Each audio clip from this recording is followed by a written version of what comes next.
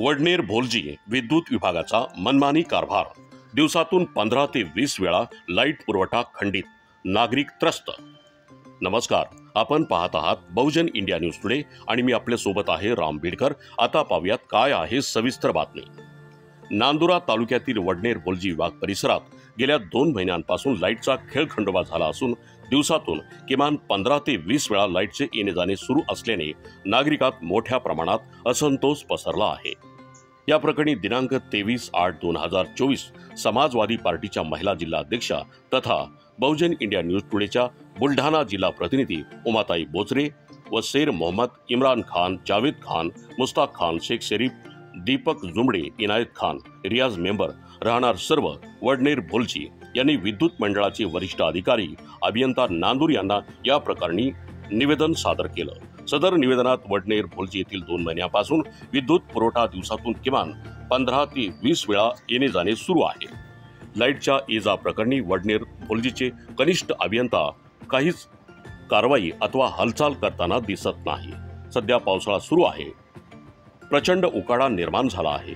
अति प्रमाणात उष्णता निर्माण झाल्यामुळे वयोवृद्ध व लहान शिशु यांना मोठ्या प्रमाणात त्रासाला सामोरे जावे लागत असून यामुळे अनेकांच्या आरोग्याला धोका निर्माण झाला आहे। लाईटच्या त्रासामुळे एखाद्याचा बळी गेला तर याला सर्वस्वी जबाबदार MSEBचे कनिष्ठ अभियंता राणे साहेब व संबंधित कर्मचारी असतील, याची कृपया नोंद घ्यावी। लवकरात लवकर विद्युत पुरवठा खंडित होणे थांबवावे। बहुजन इंडिया न्यूज टुडेसाठी बुलढाणा जिल्हा प्रतिनिधी उमाताई बोचरेसह मी राम बीडकर।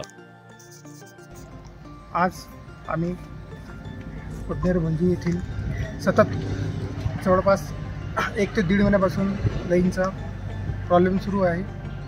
कमीत कमी दिवसातून 10 ते 15 वेळा लाईट जा ये करते, रात्रीसुद्धा 4-5 वेळा लाईन जा ये करते।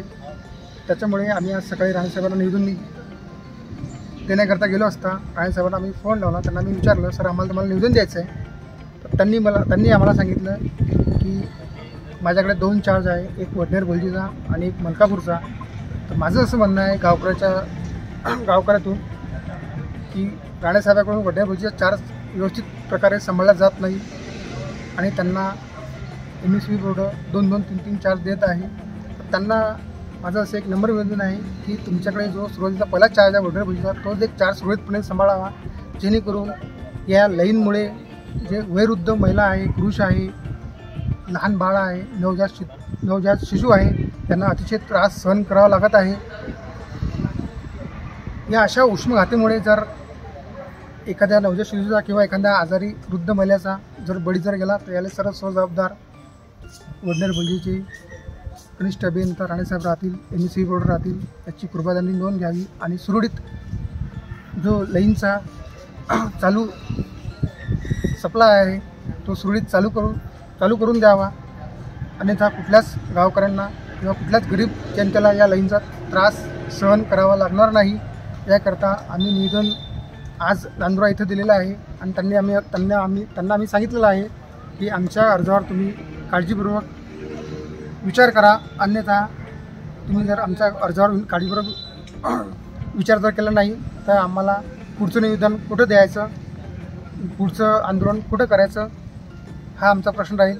याची आम्ही तुम्हाला कुठलीही पूर्वसूचना देता आम्ही आमच्या निवेदनास तयार राहू। एवढंच मी बोलून माझे 2 शब्द संपवतो।